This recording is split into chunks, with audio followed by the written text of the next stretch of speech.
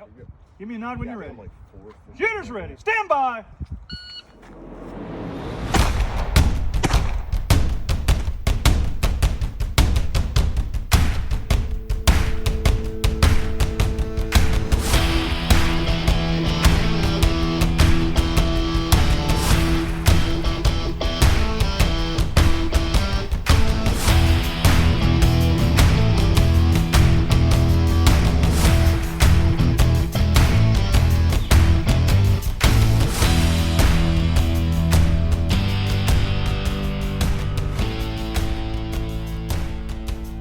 Hey everyone, welcome to this episode of Bullets and Bourbon. I'm Frank Gao, joined by my co-host Matt Gunlock. We're doing a break from guests today. We're going to give you a bit of a recap of what both of us been up to this year so far. We've done episodes like this in the past. We like to put it in there usually near the end of the year and the middle of the year. But we're going to start off with Matt's competitive season, and then we'll move on to mine. So, Matt, going into this year, what was the slate of matches that you had scheduled for, let's just say, the first quarter of the year? First quarter, I mean, honestly, keeping it light. Last year I would say I didn't necessarily burn myself out, but I burned myself out with all the things I was kind of getting myself involved in.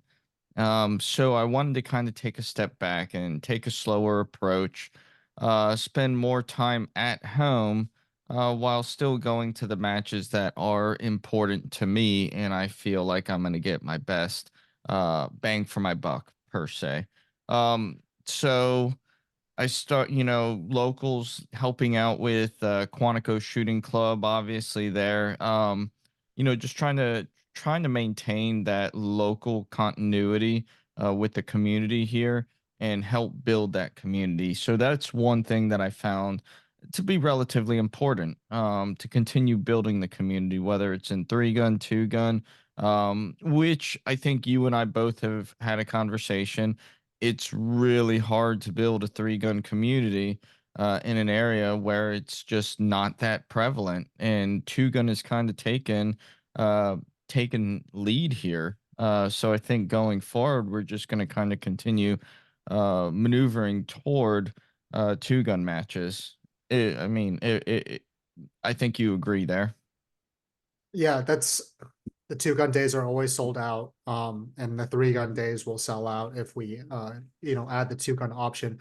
I will say, looking back at all the PCSL or just multi-gun matches that we've hosted at Quantico, we've had horrific weather almost every single weekend. I don't think Yes. there's been a single weekend where we've gotten through it without just getting absolutely soaked. Whereas the 3-gun day, we didn't get soaked, We didn't. but there was heavy winds. Yeah. Or I think no, the last one we did, I can't remember if it was raining or it was It because was raining. we only Yes. had like five. I mean, granted, not a lot of shooters showed up, and the only reason 2-gun was bolstered was because IMT brought out an entire class. But the 3-gun population was definitely slim. And then we had high winds the next day, so we basically had to swap out some of the stage designs for static steel, which PCSL rule sets allow for. So I get it. I also think man, I mean Quantico, I think those bays in Quantico are good like for 1 or maybe 2 guns, but when you're trying to put that many different like varieties of targets, with the exception of maybe the Bay 2, and you've put together some really good stages, it's just that much more challenging, like how many good 3-gun matches are held in what's essentially an indoor match setup. Yeah, it's difficult. It's something that um it's not easy to do, and you can't charge premium prices because you're not going to get premium results Right. from what you can do. Right. And you kind of have to really want, I mean, we don't have that issue with USPSA or PCSL. People love shooting on Quantico. I wouldn't, I don't think we've quite like proven ourselves yet in 3-gun realm to where people are like, yeah, I'm going to deal with the hassle of an ECC just to come on base and shoot. Well, yeah, I mean, you can't shoot in the side berms, and Yeah. one of the benefits of 3-gun is with most 3-gun matches, you're allowed to shoot into the side berms, especially with shotgun. Yeah. it's just a fact of where we're located and what we're capable of doing. Years ago, I was asked, hey, can you put on a major match here on Quantico? I was like, I can, but I can't use the bays. Well, why not? Well, this is why. I was like, we can put a good natural terrain match on if we use all the outlying ranges, but that's going to cause a lot of people to have to travel further distances, potentially get lost. There's just a lot of factors that go into it. It's just, can it be done? Absolutely. Is the juice worth the squeeze? If you know as much as I do, and I'm not going to just put all that information out there, um, in my opinion, it is not. Between having to get people on base, and having to deal with all the other organizations on base and get the approvals that you need, it's just, it's a lot of hassle for what it's worth. Right. I would say during championships, the pistol team put on a 10-stage USPSA match or pistol match. And that I think, that ran up against the constraints provided by weapons training battalion ranges. One of them had to get thrown out, and it was a very good match. They did a really good job, but I think that's about like the ceiling of what's possible in that specific run of ranges. On base, I think you run into similar issues. Specifically like having to drive around with weapons and ammo, which is trickier with government stuff, but yeah, you just run into all other kinds of logistical issues. Mm-hmm.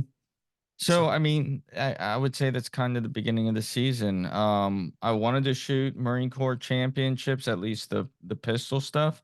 I was going to help RO Marine Corps championships, but um, between work, which I only work 10 minutes away, but between some of the stuff going on there that I kind of have my hands in, and then Battle for the South going on, and with this shift in days between the Tuesday to the Thursday, on that Thursday I was you guys switched the pistol match to the Thursday, which that was the day I was leaving for Battle for the South to get down and hang out with everybody. Which, I mean, it's unfortunate. I really wanted to help you guys. I mean, everybody knows how I feel about the team, and I'm still constantly going over there whenever I have the time just to see how everybody's doing. Um, but I'm glad to see things progressing in the direction that they are. One of our future episodes, I'll leak out is we're going to be talking to the company commander of what is it now? The Advanced Marksmanship, AMTC. Yeah. AMTC, Advanced Marksmanship Training Company. And we're going to talk about the new format for inter service rifle championships, which it's really cool to see the direction of that. But my first major match of the season was Battle for the South, and um, you know, it wasn't a great match for me. Okay, like I hit 20. I'm out of all the long range steel, I couldn't hit one, which I'm really happy about that. I think there were 22 long range targets. I hit 21 out of 22. I'm pleased. Pistol. I finally got comfortable shooting with a dot on pistol in the middle of the match. I still wasn't fully comfortable. Shotgun, uh, even though you have a box fed shotgun and all the ammo in the world, does not mean things are going to go great for you. If you don't train and practice for it, things just aren't going to go. And I guess to say, you know, I am, when you do something for so long, there comes a point where you don't necessarily have the same passion and drive, and the first few years you do it as a hobby, and also to get takeaways to train your platoon. That's how I took it. Then I got to the team and it became my job, and then you do it so much, I don't want to say you get burnt out, but it doesn't have the same allure that it once did. So the past year and a half has been kind of finding myself, and this year I definitely haven't been putting the time in that I necessarily should if I want to stay competitive. But what I will say is Jason ran a phenomenal match. It was really good. Like the RO crew. I mean, I will say hands down, Jason has the best ROs in the entire country. Out of every match I've been to, every single one of them knows what's going on. And I think that's a testament to the type of matches that he designs. I believe that's a testament to um the way he takes care of his ROs. It all they're the same people day in, day out, every single match. When you go shoot a monthly, it's pretty much the same people coming out to help RO the monthly matches, which then it transitions into the same people that you're going to see at his major matches. And Jason puts on 4 major matches in a year, and they're really fun, and he's always trying to improve, always trying to do something different, always trying to have fun. Like one of the fun best stages, I popped my cherry early in the match because our first stage was you're shooting on a trailer that's moving, and you're having to engage with pistol on these steel gongs that are probably about, I don't know, 40 yards away or so, maybe a little bit further. I mean, they're large enough to where they're hittable, but you're on the move, and that bounce is real. Mhm. And it's just it was just really fun. And then, height over bore, kicked my ass with the shotgun shooting through the breach door. I think it took me 7 shots to get through that fucking door. That the same thing happened to me at Duskin. Yeah. Frank, what was his name? Schaff, like your friend? Jeremy Schaff, Jay Yeah, Schaff. he was RO. Jay Schaff. Yeah, yeah. He was ROing, and I just kept shooting. I was like, "What the? Oh, okay, hide over bore." So yeah, it happens. Yeah. Same Um, shotgun too. yes. I felt like I had to aim 3 inches over the damn fucking wooden Yeah, stick. it's honestly like, in the moment you're like, of course, like common sense dipshit, but Mm-hmm. like it honestly it threw me for a loop the first time it happened. So used to it in rifle, I just Yeah. shotgun just throws you for a loop. Oh yeah. But I mean, um, I think it was my first or second. It was my first stage of day two.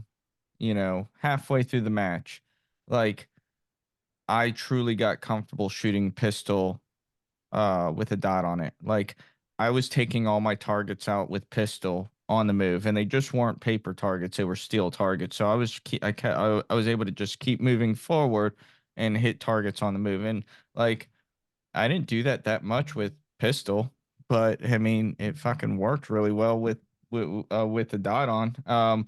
You're just able to have a better target focus, and keep sights on the gun. Some things that kind of I struggled with were some of the longer shots.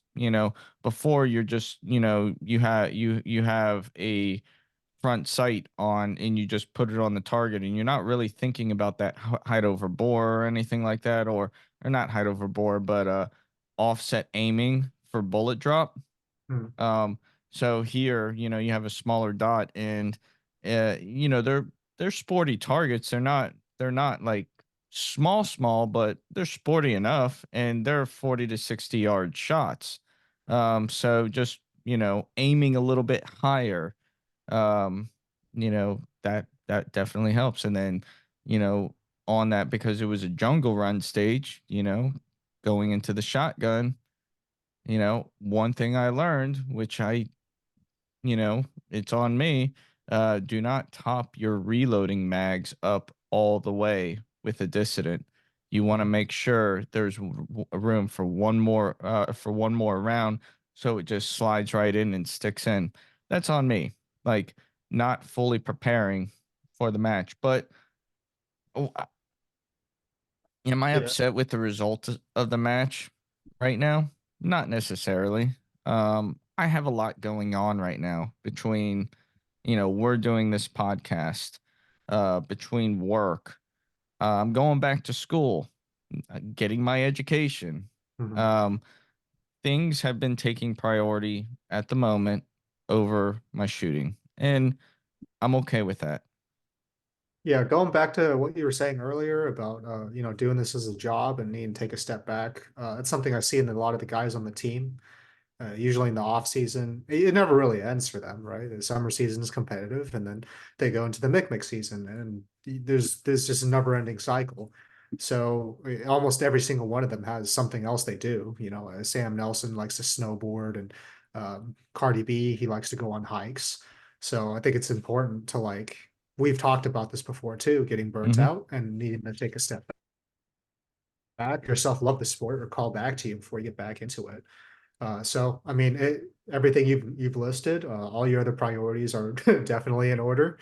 Um, but I mean, it's you're still going out there and you're still competing. And I'm sure in the future you'll find a stretch of time where all the other stuff in your life hopefully slows down a little bit and allows you to focus a little more. But I do want to talk a little bit about the other part of you attending major matches, which is, we've talked a little bit about media production, and you found yet another money funnel to just throw dollary dues into.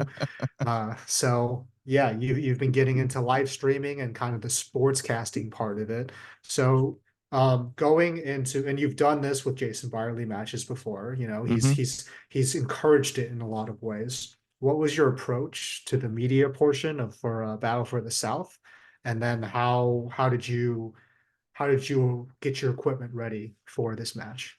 So I mean, so back during the fall brawl, I had done it prior. I did it at the fall brawl, and I was happy with that. With a week of preparation and like, let's just wing it, see how it works. Um, and I knew it works. I wanted to try and get away from the GoPro. Uh, and I wanted to try out some of my DSLR cameras, which brings a whole other level of complexity. I found out. Um, one thing one thing I wish I would have done is, how far back do I actually need to go back in order to get the full scope of the range? And uh, quite honestly, it would have had to have been further back than what I wanted to. Um, and then the second day doing it, I was like, well, let me try an angle shot. And what I found out is, like, one side you could see everything just perfectly, and the other side you can't. And so it's like, okay, do I want to spend more money into this? And like, there's these things called like I think they're the Hollyland like wireless receivers, transmitters, and you can put them on your DSLRs. And so then wirelessly you can have all that stream, that feed, go wirelessly into your computer, streaming into the live stream. And then you can catch both sides. Those are about $700 a piece. Do I necessarily want to spend that money right now? I don't think so. I don't know. Hmm. Or do I want to take a step back and say, instead of doing the DSLR, do I just want to go back to utilizing GoPro, because it did work? The only thing with the DSLR or mirrorless cameras is I can easily get both onto the screen, or I can get them both transmitting onto the computer. Whereas with the GoPro, you can only do one. Hmm. And so I would need to have two computers out there. Um, and I had fun. Like, we had Eric Torres on. Like, there's definitely a balance, and there's a balance in how much time you can actually spend keeping a captivated audience, and it gets harder and harder, like from day one to day two. Not me and Jason, we talked about Fall Brawl and how that shoot off is going to go, and I'm not gonna tease out what that's gonna be just yet. That's not my place to do that, but I like the idea and the direction it's going, because it's gonna be a lot of fun. Um, Okay. so whenever it comes to the media, like, I enjoy it. It's fun. It's different. You get to actually talk with people in a live setting. But one thing I learned is, I like I also like to mingle with the whole crowd. I'm an introvert that has turned into an extrovert, and I want to be around people. Mhm. Whenever I'm doing something like that, I can't necessarily be around the people. I am focused on what's going on right then and there. And that's an aspect that I kind of miss, the community aspect of just being able to hang out and hang out with my homies. Yeah, for sure. I mean, that's the whole reason you go to those major matches. It you don't get that many opportunities. Well, now that you have a camper, it might be easier for you to go down and join the Zoo City crowd and just park yours right next to Bob Osbeck's, and you Mhm. guys just throw out the night before a match. But yeah, it makes sense, man. I think it's really cool what you're doing. I guess does it give you an appreciation for what sportscasters do, being able to watch something live unfold before their eyes and just being able to like carry on a conversation while dissecting the particulars of what's going on in the sport? Dude, yeah, like it's not easy. And No. like you it So I just thought of the fucking clip where the kid just goes like, boom goes the dynamite. Like, but go ahead. No, it's just it's not an easy thing to do, and I I wish I had prepared myself a bit better for it. Like there's so much stuff that I really wanted to do for that. I wanted to be able to cut into different videos of like showing, who is the shooter that's coming up, have like some kind of background on them. But what it really comes down to is my bandwidth with time. Like, Yeah. do I want to do everything I can to put out like the most perfect product ever? Yes, I really do.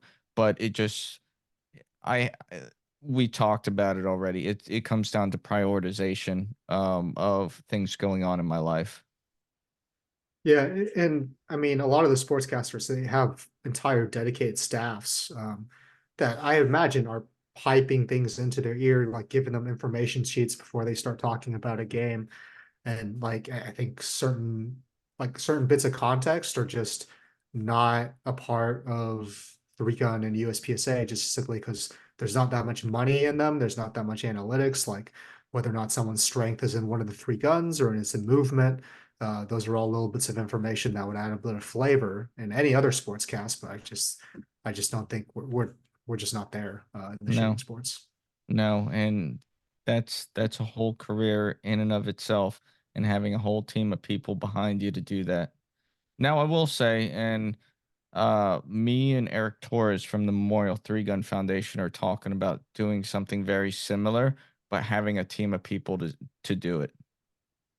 Yeah, I think if you crowds, And yeah, I won't be the guy on the camera.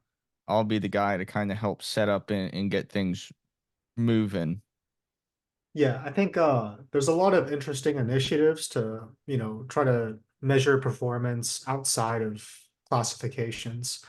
The use of the ELO system has gained a lot of traction, particularly within some shooting sports. Are you familiar with ELO? No.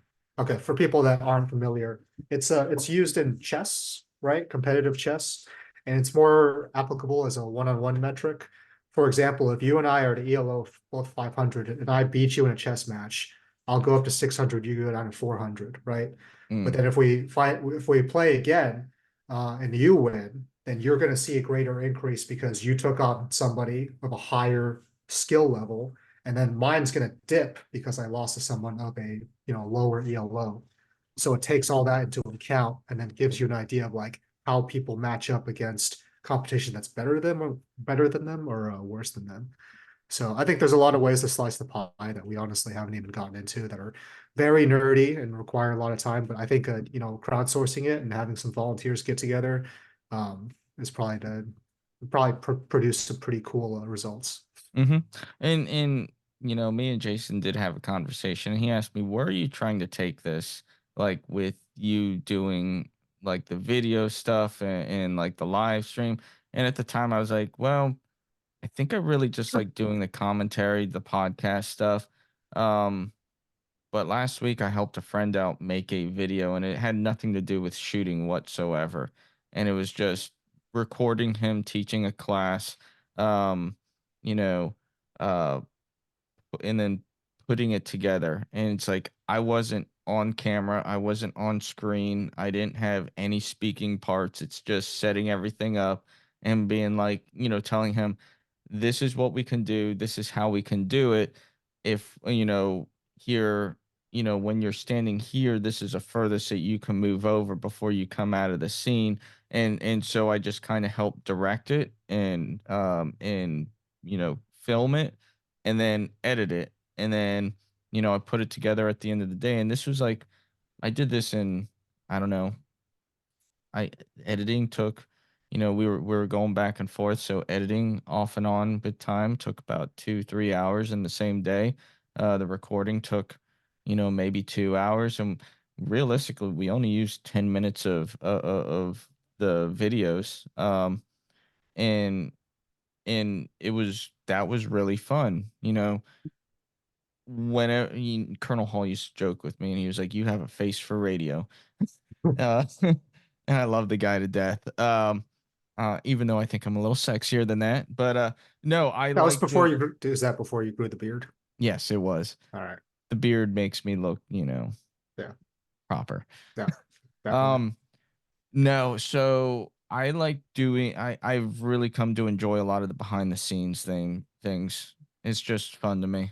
Yeah. I guess, you and I have talked, and you like creative endeavors do interest you. Do you Hmm. think I guess the visual, and I mean it's something we do on the podcast too, but I guess the visual part of being able to put something together, craft a narrative, basically be a storyteller, is that what appeals to you about the whole process? I would say so. Not necessarily being the storyteller, but shaping the story Yeah. through the storyteller. Yeah. I enjoy that. Yeah, for sure. And I mean, a lot of what we do as Marines is, I mean, first impressions matter a lot in our lifestyle, and it's not too much different from how you construct information or in a brief or how you teach a group of people. So I think it's something you've been doing organically anyway. But it's Yeah. cool. It's cool to see it take on a new life in your post Marine Corps career. Yeah, excited to see where it takes you. Yeah. And um now to kind of get on to the other match that I wanted to talk about. So a Oh friend yeah. of mine, fellow teammate, Brittany Long, um, she pressured and then convinced me to sign up for this match called the Gun Run, up at Chattahawk Defense.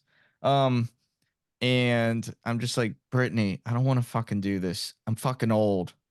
My knees hurt. I had, I've been running for over 20 fucking years, and it's just something that doesn't interest me anymore. Um, and she convinced me. I was like, fine, I'll fucking do it. Let's get it. When sign up, she told me when sign ups up is, and I almost forgot when. And then she like sends me a text 10 minutes before sign up. And so then it's like, fuck, okay, I guess I'm doing this. And so then I slowly registered and I got in. And she didn't, you know, but she was registering at the same time. And it's because they have it broken down into time slots, and she was signing up for the slower race group, which fills up faster. And I'm just like, fuck, you got in, I didn't. Do you Hmm. want my slot? She's like, no, that's your slot. You can have it. And I'm thinking, fuck, I'm Please offering take it. it. Take it. Just take it. Just take it Please. now. Um, and honestly, I didn't put much effort into the run portion. I just didn't. Like ever since the last TTG event that I went to, I don't want to say I've been in a slump, but I have been in a bit of a slump whenever it comes to physical fitness. Like I burnt myself out last year with fitness, and um, I'm slowly coming around to it. And I told myself I'm coming out here just to kind of see how I feel, see how I enjoy this, not be competitive, and just go out and have a good time. Like if anything, I am not in the Marine Corps anymore. I don't have to race people. I don't have to do anything for anybody. Anything I do nowadays, it's for me. Mhm. And that's the mindset I went in with it. And I didn't find myself trying to race anybody because I knew I wasn't going to beat anybody. Um, and nor did I care. but one thing I wanted to make sure is that my shooting was good, and my shooting was good. Um, I felt comfortable at that point shooting a red dot pistol. My rifle work, I felt my rifle work has always been pretty spot on. Um, but I got done with the race and I was just like, that sucked, but that was pretty fucking fun. Like I had a good time, and there's different layers of why it was fun. Um, One, I bought a new camper. You already Yeah. stated that earlier. Uh-huh. I bought a camper.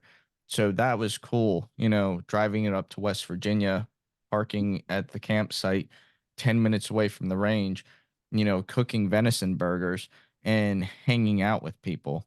Uh Cool thing number 2, showing up to the race, showing up to the match brief at 7:30 in the morning, getting the match brief, and then afterwards going back to my camper, loading mags and doing, just chilling out, drinking, eating, stuff like that, getting my body fueled. And then about 45 minutes before my start time, going back to the match site and then, just getting everything together. And then it comes to the match, to the race, and just going out there and doing my thing and come back. I am fucking done for the day. Mhm. Like, like Yeah. I don't have to reset targets. I can sit back and I can talk to people. And, you know, I met a lot of people. I talked to a lot of people, and quite honestly, it felt like I was surrounded by the three gun crowd of 10 years ago. Nothing against the three gun crowd from today. Like they're all my friends, but people that are just going out there, they're they're not worried about scores or times or anything like that. They are out there to have fun. Like one interesting aspect, and you know, that was cool is there are no classes or divisions. There's no female male category. There's no open division, tac ops division. There's none of that. It's just run what you brung, but you're going to be Mhm. carrying it throughout the whole thing. So, you mentioned the stages are blind. How was the shooting? Was it pretty straightforward? Did you find that it was complex and challenging enough given the nature of the event? I would say it was relatively straightforward, but in a practical aspect. It's not as complex as three gun or USPSA where you're running around all over the place and moving, but you're getting like when you run up to the stage, you know, they're going to clear your rifle out. Once your rifle is cleared, they are going to give you a stage brief. You have to ingest that stage brief right then and there, and then um they're like they're like, hey, let us know when you're ready, and like this is all on the clock, like for the run. But then you go into like each stage at this event was a 90-second par time, so it's like you have to figure out on the fly just by looking at it, looking at the stage, uh how you want to shoot it. And most of it was pretty straightforward and directed. But you're not shooting in a bullseye fashion. You're shooting in a practical shooting manner. Okay. So that is one thing I really liked. You know, would it be cool to run all over the place and move and everything? Sure, I would have a benefit from that. You know, but I also think that's a beneficial thing to learn and understand, and being able to come up with the stage plan on the fly. Um, but I had a good time. Yeah, I find in in the instances where you absolutely have zero preparation, you kind of like you see where the floor is, right, in your Mhm. shooting, like the instinctive level. I don't know that I would just want to do that because I think, like you still want to push your ceilings in a lot of ways, and being able to plan a stage plan and being able to throttle and control aggression accordingly is important. But I don't know. A blind shoot once in a while isn't a bad idea. Do you think you're going to do another one? Yes, I do. I absolutely do. I Brittany and I had a conversation after the match, and both Brittany and I have kind of been feeling the same way. Like we're not necessarily getting the same fulfillment that we once did. Um, but this kind of reinvigorated our efforts to get better, to do better, to be better, both physically and, in marksmanship. Mhm. So I do see myself doing more of these. I got home and I started looking up what other run and guns are out there.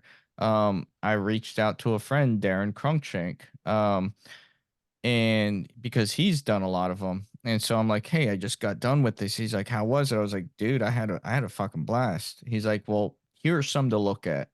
I'm like, and so I started looking them up, and I went to the Run and Guns website. Mhm. Um, it's called Gun Run US or something like that. Thegunrun.us, yeah. Yeah, thegunrun.us. And you can look and see what events he has going on, and just went looked at the other events. Some of them don't work for me, but then below that, which I found really interesting, Yeah, is similar style and affiliate. Is that what you're talking about? yes, Yeah. it shows the different events that are very similar to what he runs around the country, Yeah. and some of them are the same ones that Darren told me, hey, go look at this, look at Yeah. that. Our And friend, so our friend Brendan from RPGI is on here. he is. Yeah. So But, at the moment, I have a radius on where I'm willing to travel. I yeah. don't necessarily want to break that radius because I don't want to make everything about me and going to matches. You know, I don't want to, kind of like what we've talked about with Parker Tomasi and in others. Like I want to I want to be allowed to go, not saying I am going. Yeah. I want to stay committed to my initial plan for this year of keeping everything within a certain distance. That way I can get maximum time here. Yeah, completely makes sense. And we are trying to get the match director for the run gun or the gun run on to for a future episode. So yeah, it's definitely I want to try one at one point. Don't know when that will be, but I'm definitely willing to give it a shot. Looks like a very cool event. Yeah. Barbed wire sucks as well. Yeah, that always sucks. Hmm. I always get caught. I have like a couple pairs of ripped up camis just because, you know. Well, everybody, whenever I got some people at work were like, are you updated on your tetanus shot? I was like, I don't fucking know. They're like, you might want to check that out. So I did. So I still have access to MOL, which has like a medical portion in there. Uh, And I looked it up, and my 10 years was last month. I was like, I I'm probably okay. At this point, I know I'm okay, yeah, but I do need to go get that vaccination. yeah, damn. So Uh, enough about me. What about you? yeah, I guess so we talked about taking a step back. I had to go through something similar. The you know, had a discussion with my wife about how much I was shooting, and it shows. Last year, I shot a lot more local matches. I shot at tactical games in March. I shot championships, and then RPGI day and night, and then Dragons Cup, and then Delmarva, all in the month of April. This year, I've shot 5 local matches, 2 of which have been Quantico USPSA, and then I've shot 1 major. I think if I'm going to talk about like how this year has been going so far, I kind of need to talk about the off season because coming out of IPSC Nationals last year, I knew that there were things I needed to go back and reassess foundationally. Like things as small as support hand grip, firing hand tension. I put the dot occlusion back on just to get the target focus back on. So the reloads, like everything, I just I went back, I reassessed, and I spent maybe like a week just working on each thing individually, which super monotonous, but it kind of has paid dividends. Um, I think the other thing that's progressed is shooting on the move. There were some matches where that was the only thing I was doing, like targets at 20, 25 yards, small poppers, like things I would tell myself, like, that's too risky, never do that. Starting to challenge myself and throwing, like, in practice, shooting from that distance and drilling alphas, just figuring out where it breaks down and what's possible. And then going to a local match and seeing it and saying, I practice this, I know how to do it, I'm going to execute it. Um, there was one match I was shooting at Thermont where Chris Gelnet was like, "You're crazy for that." And then he watched me shoot. He's like, "Well, I have to shoot it now that way because otherwise our times You're are gonna, no." yeah. Yeah. So, but that's also bitten me in the ass, and that's I think the other thing I've learned is that just going on speed mode and shooting things on the move and taking all that risk. Obviously, going to incur some backlash. So what I Well, found, one thing I've noticed is like you have been taking some of those risks. This past weekend, you took some risk and you took the match. But what I have noticed is you are consistently taking matches now. yeah, Like the, you're taking risk, you're taking chances, and they are paying off. For the most part. it's bitten me a few times. I was lucky in some instances, like Sir Walter. I went out there, was like, there's no way I won, and then look at the match standings, and I ended up taking Dylan Walker by like the slightest percentage. I think he just also shot like an asshole that day. Um, but I guess what I've learned is like when it connects, it connects, and I'm starting to see stage wins by anywhere from like 15 to 20%, like just huge gaps. And before last year, I'd see like 3 to 4 seconds that, the top of the field, the GMs were putting on me. I'd be like, where is that time going? I have no idea. And then having gone back and reassessed, and really just like gone back and like put aggression into a lot of the things I'm doing, but also confidence, I'm starting to see that gap shrink. And it's starting to manifest itself in several ways. I you said I was taking matches, and if I show up and there's no open GMs, the expectation is that I put like 5 to 10% on the rest of the field. And I was able to do that the last Quantico match, to the point where Alex called me. He's like, dude, you destroyed everyone today. And uh part of it was because I was really angry the entire day. Like as the match director, I repaired a bunch of walls in the morning, nothing was working. I had to move my classifiers twice. So I was just like super focused, kind of pissed off, and it just kind of worked in my favor. But the other part of it too is that like classifiers don't scare me anymore. And I actually put 100% on 2 classifiers this last weekend. Oh hell yeah. Um, I'm at 93% right now. I need 2 more percentage points to get to GM. So that's next. The major matches are coming up. Delmarva, Mid Atlantic, and a bunch of others are coming up. So last season kind of went down in flames because the gun stopped working, both myself and Sam Nelson. But I feel confident in the Infinity. There's another one on its way that's going to also be a backup that we're going to be able to switch back and forth. And with a lot of the other changes I've been making, uh, and here's another thing that's been driving me. I should have taken that major match, right? At RPGI, you look at all the scores. Stage 10 was like a 38% finish. Everything else was 80% above and like 4 stage wins. And that cost me the match. Um, Hmm. so and it was one of those things where like I was like, man, I don't want to see the what if, but I put down like a really slow time for stage 10, and that put me at the top.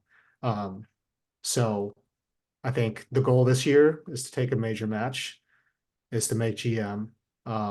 And then I think those are reasonable goals. That's what I'm going to be driving for the rest of the week, for the rest of the year.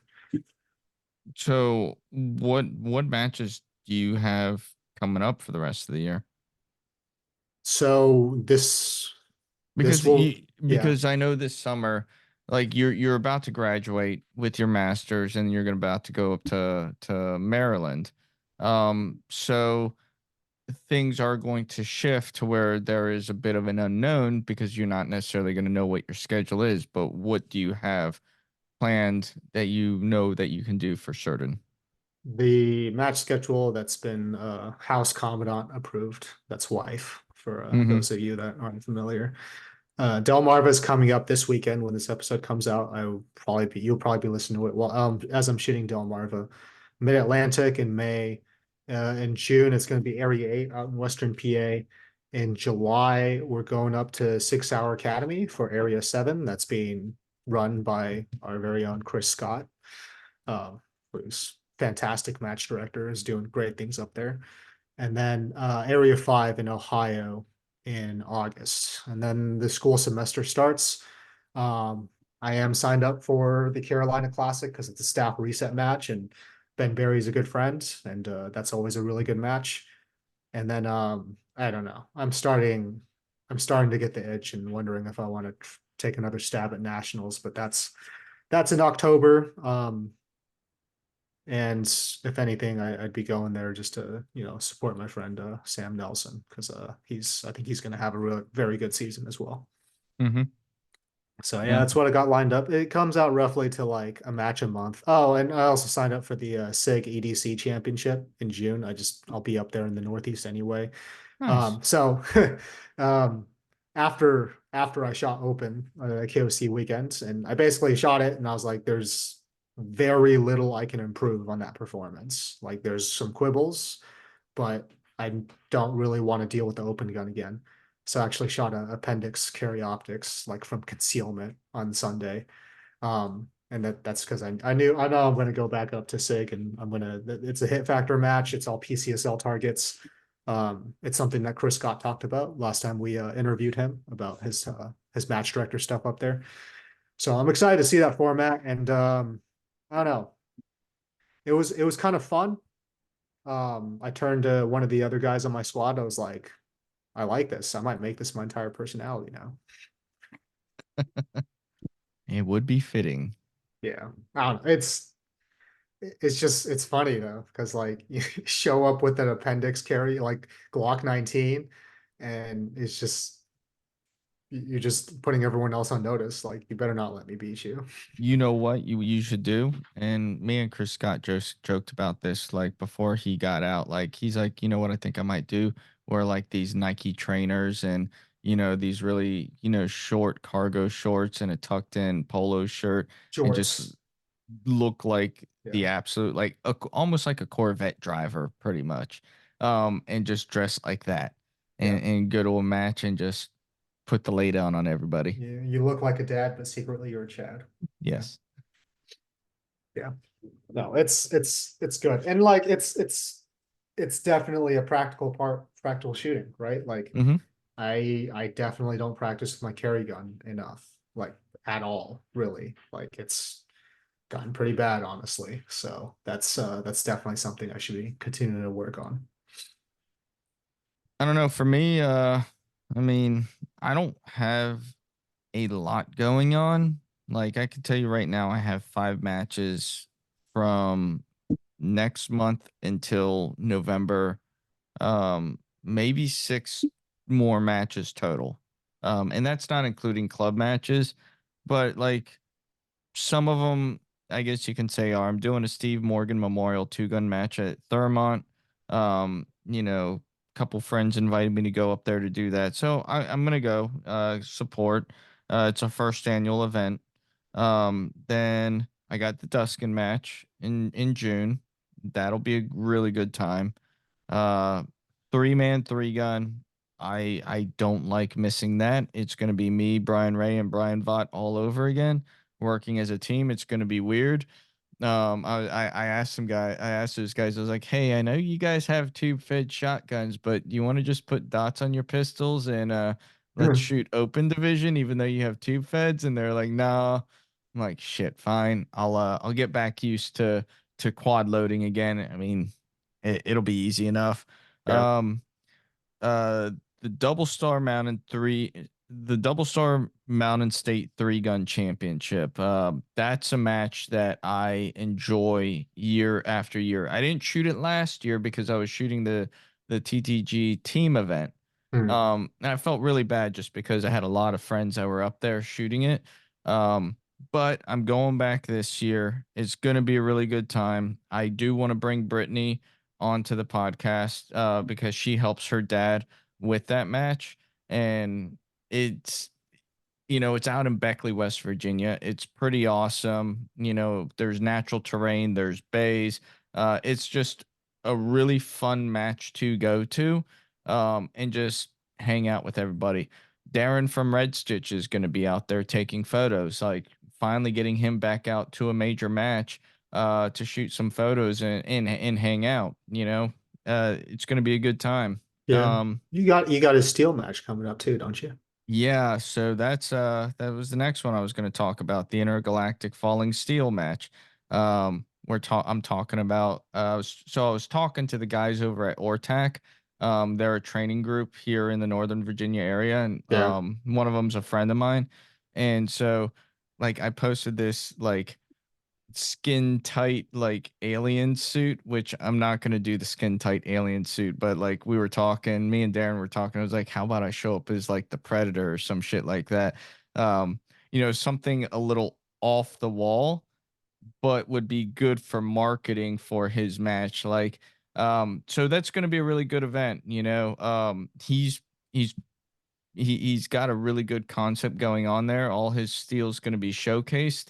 Um, it's a 1 day match. It's the same day as the Maryland State Championship, or it's the same weekend, but both matches are 1 day format. So you Yeah, can they go are. from one to the other.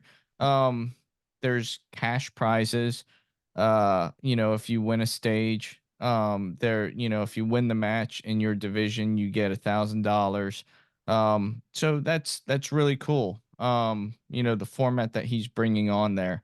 Um, and it's just going to be a really good time.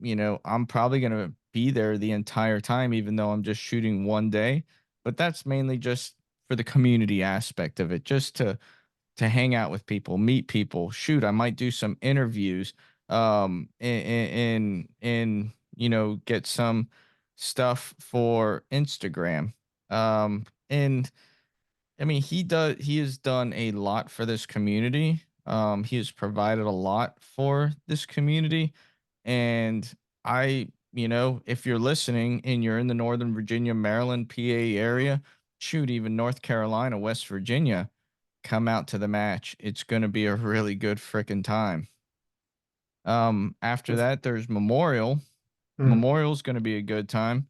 And then at the end of the season, you got the Fall Brawl, which that's going to be going at Coleman's Creek. It's going to be a new venue down in North Carolina. It's not a new venue, but it's a new venue for three gun. Mhm. Yeah, I've heard about that range before. They They have some mainly shoot PRS. right. So it's very good for that sport. But yeah, that'd be cool. Can't wait to see what Jason does with that. Yeah.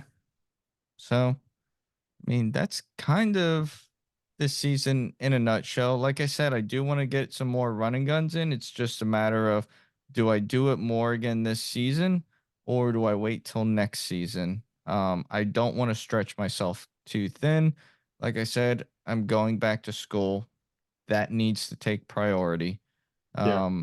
And we'll go from there. Yeah. Well, we hope you've enjoyed this insight into what we've had going on in the background, but also what's coming up for us. We'll probably do another one of these near the end of the year. But rest assured, we have some really great content coming your way. Matt mentioned Brittany Long. The match director, his name's Ellis. Yeah. Yep. Ellis from Run and Gun. We do have some retrospectives on the Marine Corps championships that we have brewing up. So plenty of content coming your way. Please let us know how we're doing. If you have requests and you want to see some additional content out there, just let us know and we'd be happy to oblige. But anything else to add?